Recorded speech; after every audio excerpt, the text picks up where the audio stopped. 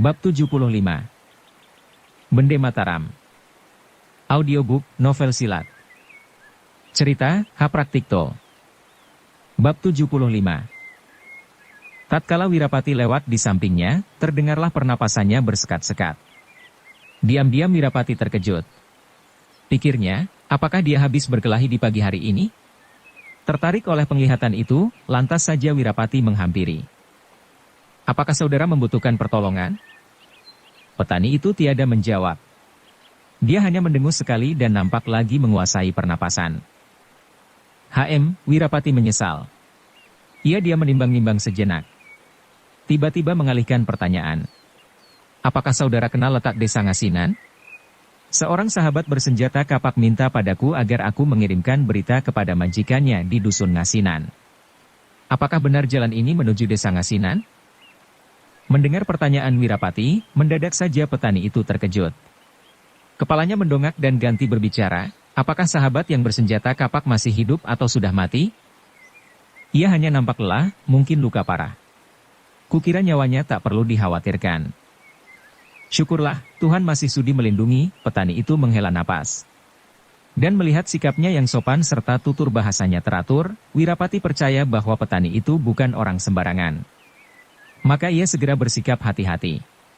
Bertanya minta keterangan, apakah orang yang bersenjata kapak itu teman saudara? Namanya Malangyuda.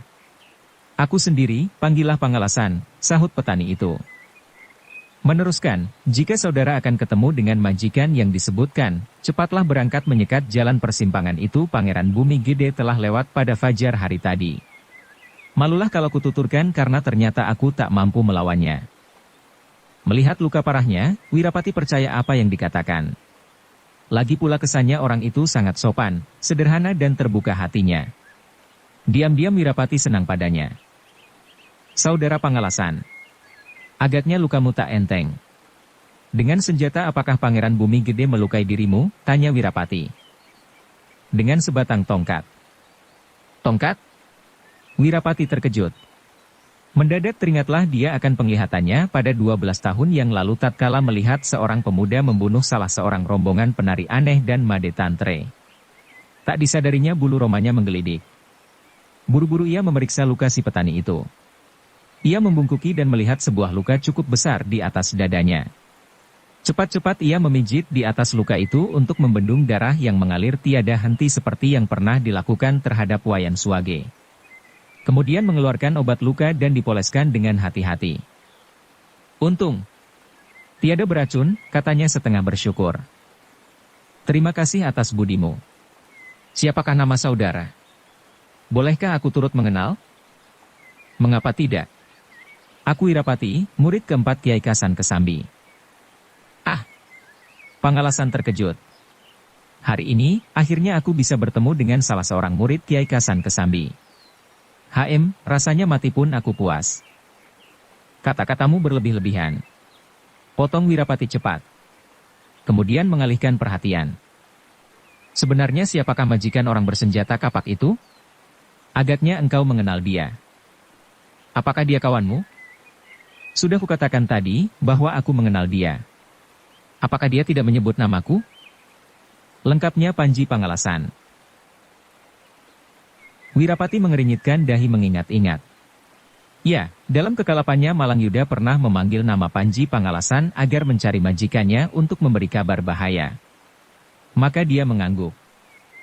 Majikannya adalah majikanku pula. Kami menyebutnya Gusti Pangeran. Maafkan. Tetapi Gusti Pangeran bermukim di sebuah pesanggerahan di desa Ngasinan. Dengan menyebut nama Malangyuda dan namaku, rasanya tak sukar engkau mencari pesanggerahannya. Tiap orang akan bersedia menunjukkan. Diam-diam Wirapati heran, mengapa orang itu tak berani menyebut nama junjungannya. Tapi mengingat majikannya dalam keadaan bahaya, mungkin dia tak berani menyebut namanya dengan terus terang untuk menjaga keselamatannya. Baiklah, aku akan segera menghadap majikanmu. Mendadak saja orang itu memaksa diri hendak berdiri, kemudian bermaksud menyembah sambil berkomat kamit. Terima kasih, oh, terima kasih. Buru-buru Wirapati mencegah maksudnya sambil berkata, sudahlah, mengapa begini berlebih-lebihan? Sampai berjumpa. Dan tanpa menunggu jawaban Wirapati terus saja meninggalkan cepat-cepat. Tak lama kemudian, sampailah dia di tepi sebuah sungai yang bertebing curam. Sebuah jembatan batu melintang dari seberang ke seberang. Di dekat jembatan batu, melintang pula sebuah jembatan yang terbuat dari bambu.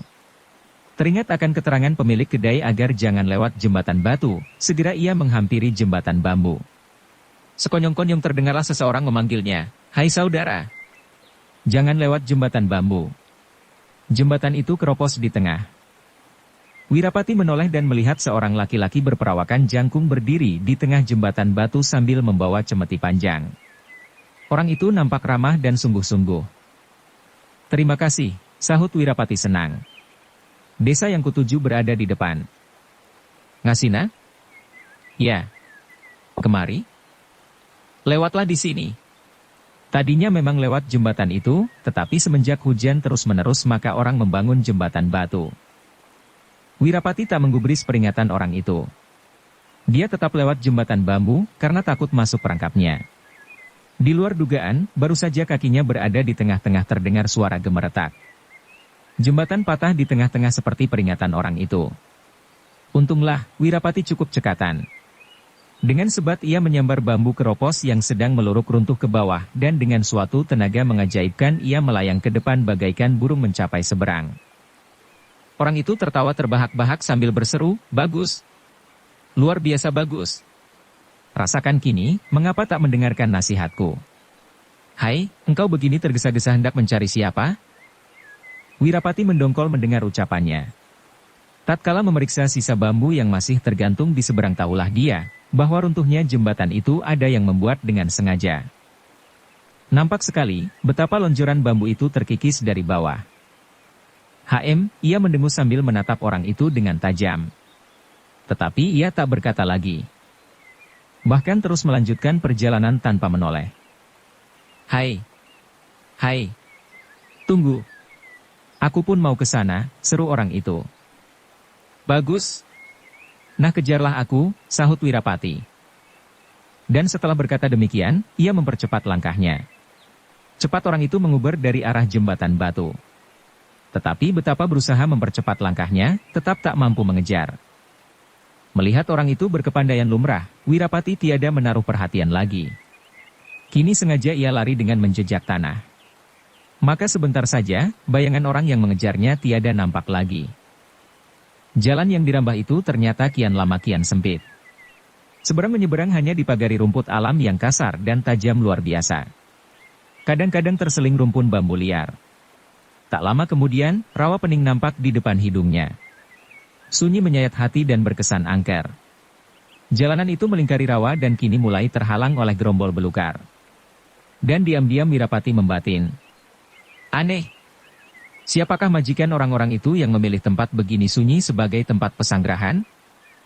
Baru saja ia membatin demikian, tiba-tiba matanya tajam melihat berkelebatnya sebuah pancing menyambar padanya.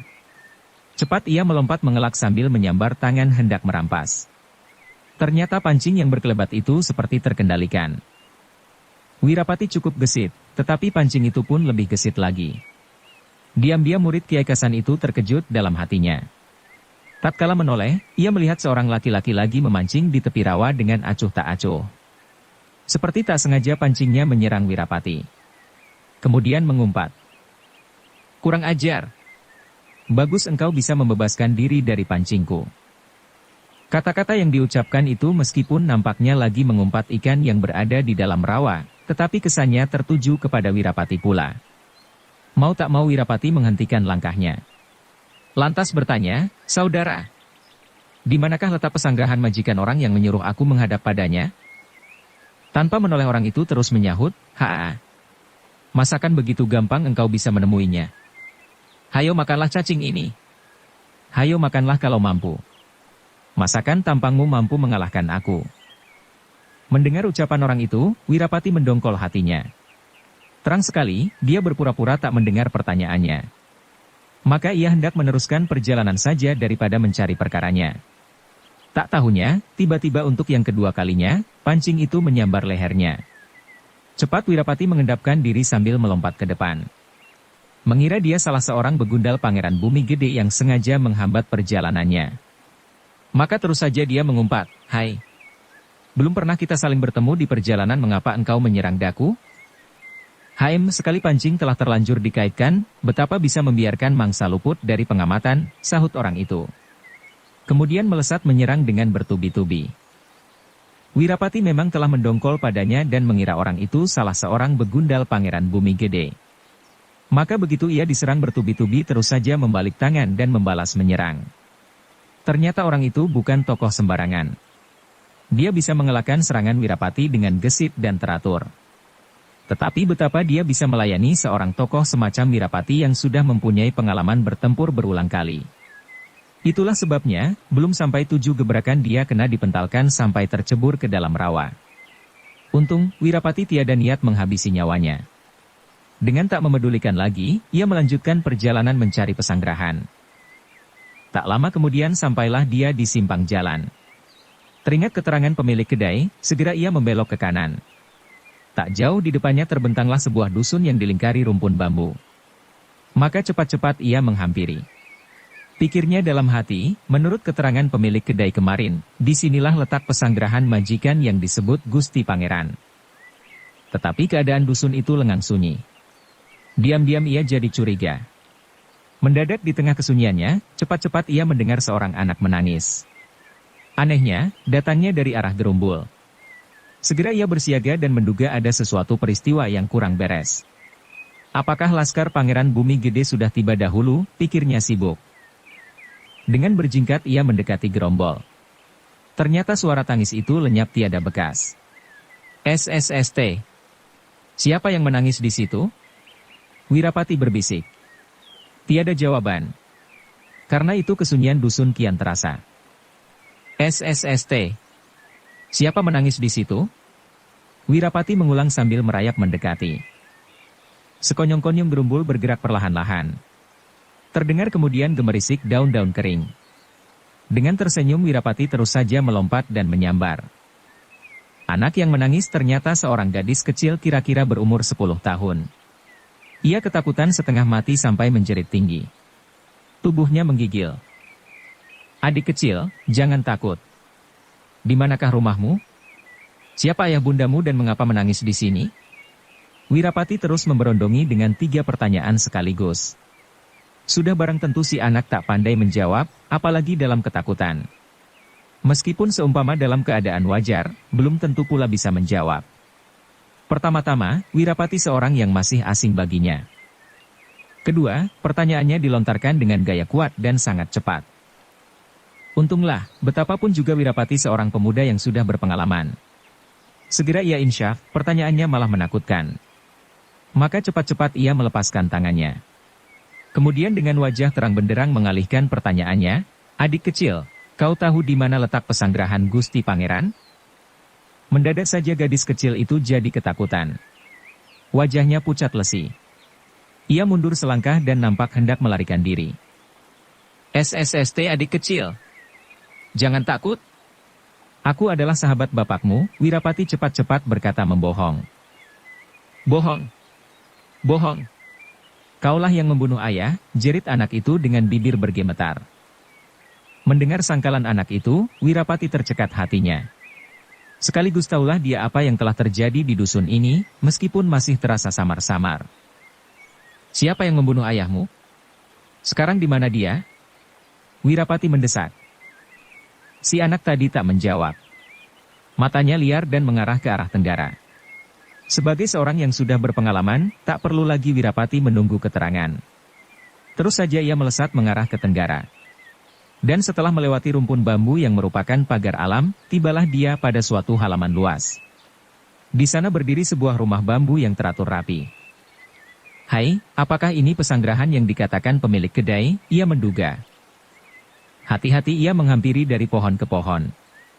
Keadaannya sunyi pula seperti tiada penghuninya. Sekonyong-konyong ia melihat suatu pemandangan yang mengejutkan. Di pendapa rumah itu, nampak 4 orang yang tergantung terbalik. Kaki mereka masing-masing diikatkan pada tiang atap, sehingga bergantungan mirip kelelawar. Tatkala Wirapati menajamkan penglihatan, ternyata mereka terdiri dari 2 laki-laki dan 2 perempuan. Usia mereka telah lanjut. Rambutnya telah memutih. Karena itu betapa kejam orang yang menyiksanya sungguh di luar batas-batas kemanusiaan. Darah Wirapati sekaligus terbangun dahsyat. Tanpa memikirkan keselamatan diri, terus saja dia mengumpat, "Hai, siapakah yang berani berlaku sewenang-wenang ini?" Dalam kegusarannya, lantas ia berseru, "Tuan rumah, ada orang tergantung." Ia memeriksa keadaan mereka. Ternyata mereka berlumuran darah dan napasnya telah berhenti. Segera ia melemparkan pandang ke arah pintu yang terkunci rapat. Dengan mengerahkan tenaga ia mendorong pintu, tetapi tak bergeming. Heran dia, nampaknya diganjal batu dari belakang. Mendadak ia mendengar suara parau sangat lemah. "Anak muda, lekas tolong Gusti Pangeran, dia tersekap di dalam. Musuh telah tiba. Kami semua tak mampu melindungi." Orang yang berbicara itu, seorang laki-laki tua yang tergantung di pojok timur. Segera Wirapati hendak menolongnya dahulu. Tetapi laki-laki itu cepat-cepat menyanggah. "Jangan pedulikan aku, lekas masuk. Lebih cepat lebih baik." Tetapi betapa dapat Wirapati membiarkan dia tergantung begitu. Tahu-tahu ia melompat tinggi sambil menyabetkan senjata pamungkas. Berbaring dengan turunnya tangannya menyambar dan meletakkan orang tua itu ke tanah. "Terima kasih." Orang itu bersekat-sekat lemah. "Cepat masuk." Mendengar permintaan orang itu demikian sungguh, Wirapati terus bangkit. Segera ia kumpulkan tenaga bayu sejati ajaran Kiai Kasan Kesambi. Kemudian dengan menggerakkan kedua tangannya menubruk. Maka terdengarlah suara gemerentang keras dan batu yang mengganjal di balik pintu terpental bergulungan. Sekonyong-konyong terdengarlah seorang berkata dari dalam. "Hah, ilmu bayu sejati perguruan Gunung Damar ternyata benar-benar bukan omong kosong. Wirapati, letakkan keris Kiai Tunggul Manik dan Bende Mataram ke tanah. Segera engkau akan kuberi seekor kuda dan sedikit hadiah agar bisa pulang ke gunung dengan selamat." Wirapati terkejut. Diam-diam tergeraklah ingatannya seakan-akan pernah mengenal suara itu. Pikirnya menebak-nebak, bukankah ini suara pemilik kedai? "HM. Atau mungkin kebetulan bernada sama?" Kemudian berkata mencoba, "Agaknya Tuan mengenal namaku. Dan dari mana pula Tuan mengenal kedua pusaka yang kubawa ini?" "Hai haha, di seluruh jagat ini siapakah yang tak mengenal nama murid keempat Kiai Kasan Kesambi? Semenjak berada di selatan Magelang, bukankah kita telah pernah bertemu?" Mendengar jawaban orang itu, keraguan-raguan Wirapati hilang sekaligus. Kini timbullah rasa gusarnya, karena sadar lagi dipermainkan orang-orang tertentu. Maka ia membentak, "Bagus. Kiranya Tuan yang berpura-pura menjual makanan di kedai dahulu. Mengapa Tuan tidak meracuni aku saja? Bukankah lebih gampang?" Perbuatan demikian, bukanlah layak seorang ksatria. Tetapi andai kata engkau kepingin kuracuni, itu bukanlah suatu pekerjaan yang sukar. Bukankah engkau tadi habis menolong seorang tak berguna yang kugantung di luar? Nah, seluruh pakaiannya telah kulumuri racun. Hahaha. Wirapati terperanjat bukan kepalang. Sekaligus tahulah dia, bahwa dia lagi menghadapi musuh yang bisa berdaku keji. Diam-diam ia mengerahkan tenaga gendam untuk menolak racun, sambil membentak, "Selamanya kita tak pernah bermusuhan, apa sebab tiba-tiba kau bisa berlaku begini keji? Siapakah namamu?" "Kami bukan sanak bukan kadang. Juga tiada mempunyai dendam atau berniat memusuhi. Aku hanya menghendaki agar keris dan bende yang kau bawa itu, letakkan saja di tanah. Segera engkau akan kuberi obat pemusnahnya." Apakah kedua pusaka ini milikmu?" "Bukan." "Bukan," sahut orang itu cepat. "Tetapi siapakah yang tak ingin memiliki kedua pusaka wasiat itu?" "Tepat ucapanmu. Karena itu, sesudah kedua pusaka wasiat berada di tanganku, akan kubawa dahulu ke gunung. Aku merasa bodoh dan kurang pengalaman. Biarlah guru sendiri yang akan memutuskan." Orang yang berada di dalam kemudian berkata lagi tetapi suaranya kurang jelas. Terdengar gumamnya, "Namaku, tentang pusaka itu." "Kau berkata apa?" Wirapati menajamkan telinga sambil maju memasuki ambang pintu. Pada saat itu, tiba-tiba seluruh tubuh Wirapati terasa gatal dan sakit seperti tergigit semut merah. Ia menyangka hanya rasa gatal lumrah. Maka sambil menggaruk ia berkata menegaskan, "Sudah berpuluh nyawa yang melayang ke dunia akhirat semata-mata karena dua pusaka itu. Cukuplah sudah, orang saling membunuh dan mendendam. Kini harus kupersembahkan dahulu kepada guru. Pada saat ini, mungkin guru tengah menerima kunjungan tamu-tamu dari berbagai daerah. Silakan kau datang saja. Siapa tahu, kaulah yang kejatuhan rejeki. Terdengar orang di dalam mendengus dan berkata, nama perguruan Gunung Damar terlalu menakutkan aku. Lagi pula engkau telah kena senjata racunku. Lekaslah letakkan kedua pusaka itu ke tanah dan aku akan segera mengaturkan obat pemusnahnya. Mendengar orang itu mengulangi istilah racun untuk yang kedua kalinya, Wirapati kini benar-benar menaruh perhatian. Gugup ia meraba bagian tubuhnya yang terasa gatal. Mendadak rasa gatal itu berubah menjadi pegal nyeri. Apakah aku telah kena racun? Pikirnya. Tak terasa ia menoleh ke arah orang yang ditolongnya.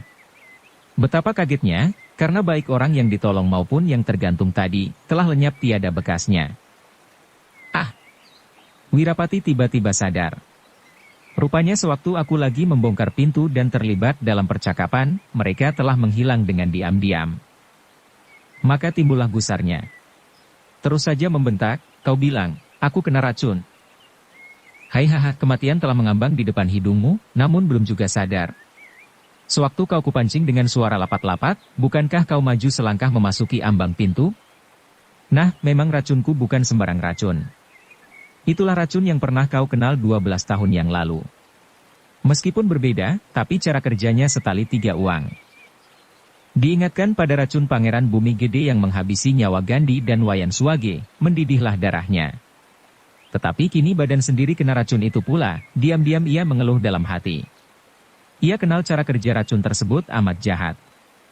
Meskipun racun yang mengenai dirinya ini agak berbeda, tetapi yakinlah dia bahwa tiada jalan lain kecuali merampas obat pemusnahnya.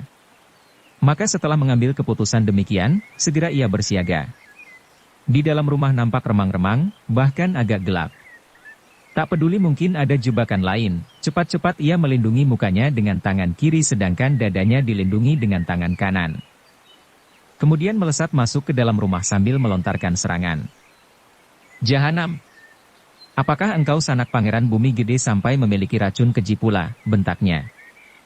Belum lagi dia berdiri tegak, dari balik pintu terdengar angin menyambar. Cepat ia membalikkan tangan dan menghantam dengan sekuat tenaga. Plak! 2 tangan beradu dengan dahsyat dan kedua-duanya tergetar mundur selangkah. Wirapati kaget, karena tangannya terasa pedih. Ternyata ia kena suatu tipu licik. Tangannya tercocok paku-paku tajam. Terang sekali musuhnya menyongsong pukulannya dengan menjepit paku-paku beracun di antara jari-jarinya. Keruan saja, Wirapati menggeram karena marah. Diam-diam ia heran pula apa sebab musuh yang ternyata setanding kuatnya menggunakan tipu serendah demikian. Sementara itu terdengar orang itu berkata dengan lemah lembut. Saudara, untuk ketiga kalinya, engkau kena racunku. Racunku kali ini terbuat dari duri-duri rukem. Meskipun andai kata engkau kebal dari senjata, tetapi apabila kena tercocok duri rukem pasti akan keracunan. Tenagamu luar biasa hebat. Aku kagum. Benar-benar kagum. Tapi sayang, umurmu takkan bisa tahan sampai matahari tenggelam. Nah, letakkan kedua pusaka itu ke tanah. Segera akan kuberikan obat pemusnahnya. Karena geram dan mendongkol, Wirapati menghunus keris pusaka Kiai Tunggul Manik dan terus menyerang dengan sekuat tenaga. Orang itu dengan gugup menangkis serangan Wirapati dengan tongkat besi panjang bekas palang pintu. Tetapi begitu kena keris Tunggul Manik, mendadak saja terpotong menjadi 2 seperti terajang. Baik Wirapati maupun orang itu terkejut sampai memekik tertahan. Wirapati tak menduga bahwa keris yang nampak tak menarik sama sekali mempunyai ketajaman dan tenaga kuat luar biasa. Sedangkan orang itu heran tak kepalang bahwa tongkat besinya kena terpotong begitu mudah. Memperoleh kepercayaan baru, Wirapati segera menyerang kalang kabut seperti banteng terluka. Orang itu jadi kelabakan. Karena di dalam rumah merasa terjepit terpaksalah dia melompat keluar dan berdiri tegak di pendapa. Tetapi belum lagi dia bersiaga, serangan Wirapati datang bertubi-tubi. Gugup ia menyambar daun pintu yang telah runtuh menangkis serangan Wirapati sejadi-jadinya. Juga tak mampu menahan ketajaman keris Kiai Tunggul Manik. Begitu kena babatan, terus saja somplak menjadi 2 potong. Cepat-cepat orang itu melesat mundur sambil berteriak. Kau sayang nyawamu ataukah keris itu? Kalau kau sayang keris itu akan kutinggal bersembunyi. Sebentar sore, bukankah engkau telah menjadi bangkai? Baik. Kau beri obat pemusnah racunmu yang keji ini. Kuserahkan keris Kiai Tunggul Manik, sahut Wirapati. Kini seluruh tubuhnya mulai terasa nyeri luar biasa dan gatal. Tahulah dia, racun sudah bekerja. Tentang keris itu. Apabila racun terpunahkan masakan takkan dapat merebut kembali? Tak terduga orang itu berkata lagi, letakkan pula bende Mataram. Masakan aku akan kena kau kecohi? Terpaksa pulalah Wirapati meletakkan pusaka bende Mataram ke tanah di dekat keris Kiai Tunggul Manik. Orang itu sangat girang dan dengan cepat mengambilnya, ia menciumi dan mengusap-usap tiada henti. Dan sampai lama tak mengeluarkan obat pemusnah. Lambat tapi pasti, kaki Wirapati telah menjadi kaku. Maka dia menegur. Hai, katanya engkau akan memberi obat pemusnah, manakala telah kuserahkan kedua pusaka itu. Mendengar teguran Wirapati, orang itu tiba-tiba tertawa terbahak-bahak seolah-olah lagi mendengarkan suatu cerita yang kocak. Kemudian berkata, "Ah, kau bilang apa? Aku menagih janjimu. Di manakah obat pemusnahnya? Nah, apakah yang lucu?" Wirapati mendongkol sambil menahan rasa nyerinya. Hoho, hihaho. Kembali orang itu tertawa terbahak-bahak. Sambil menuding hidung Wirapati dia berkata, sungguh tak terduga, bahwa murid Kiai Kasan Kesambi yang terkenal jempolan ternyata tolol tiada berotak. HM, mengapa kau begini tolol menyerahkan kedua pusaka sebelum aku menyerahkan obat pemusnah terlebih dahulu? Seorang satria sejati manakala sudah berkata, masakan akan menjilat kembali ludahnya? Aku sudah setuju hendak menukar obat pemusnah dengan kedua pusaka ini, betapa aku akan mungkir janji? Kau berikan terlebih dahulu atau tidak kukira tiada beda. Jika kau tetap memegang keris pusaka dan wasiat benda Mataram ini betapapun juga aku takut padamu. Tapi kini, kedua pusaka ini telah berada di tanganku. Masakan masih perlu menukar dengan obat pemusnah segala? Seketika itu juga mendidihlah darah Wirapati. Ia heran, selama hidupnya belum pernah bermusuhan dengan orang itu. Ia percaya juga, saudara seperguruannya pun tidak pernah bermusuhan. Sebab apabila pernah bentrok, pastilah dia sudah pernah mendengar. Karena murid Kiai Kasan Kesambi selalu melaporkan sepak terjangnya apabila turun gunung. Saudara, ilmumu tidak rendah. Tampangmu seorang satria. Aku tak percaya engkau bisa berlaku rendah seperti orang tak ternama, kata Wirapati masih menyabarkan diri. Orang itu seperti tak menghiraukan. Berkata acuh tak acuh. Wirapati, baiklah kuterangkan padamu tentang khasiat racunku. Kau tadi kena racun 3 kali berturut-turut. Yang penghabisan kali adalah jenis racun terlalu jahat. Selain duri rukem sangat beracun, ujungnya kulumuri pula dengan bisa ular. Karena itu dalam waktu 12 jam, seluruh dagingmu akan menjadi busuk dan rontok. Sebentar lagi kau akan lumpuh.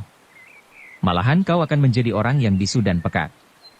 Kecuali obat pemusnah dariku, tiada obat pemusnah lain di seluruh dunia ini yang akan kau temukan. Baiklah, andai kata aku menyerahkan juga obat pemusnah, paling-paling aku hanya bisa menolong nyawamu. Tapi ilmu saktimu akan lenyap seperti kotoran tersapu air. Sayang, agaknya aku pun enggan menyerahkan obat pemusnah. Bukankah tiada guna? Apakah artinya hidup dengan menanggung cacat jasmania?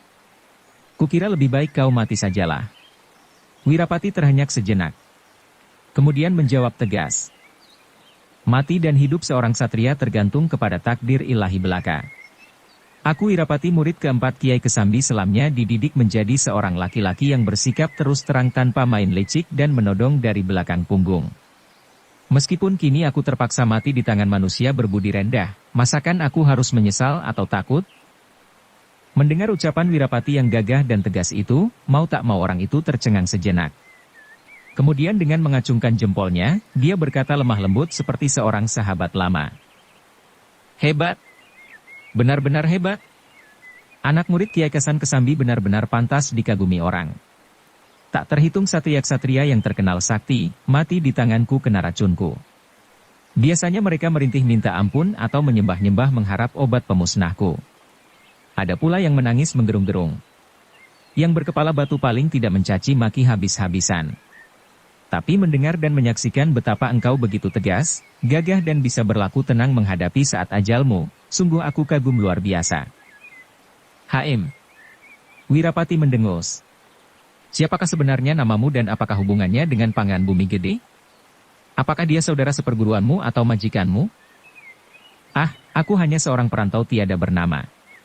Apa perlu memperkenalkan nama segala? Lagi pula guna faedahnya tiada. Sebentar lagi, kau akan menjenakkan napasmu yang penghabisan di tempat begini asing. Masakan saudara-saudara seperguruanmu akan mengerti sebab musababnya? Meskipun gurumu seorang sakti tiada bandingannya pada zaman ini. Haim. Jangan harap dia dapat mencari daku. Bersambung ke bab 76. Dukung kami dengan subscribe, follow, like, komen dan share. Terima kasih.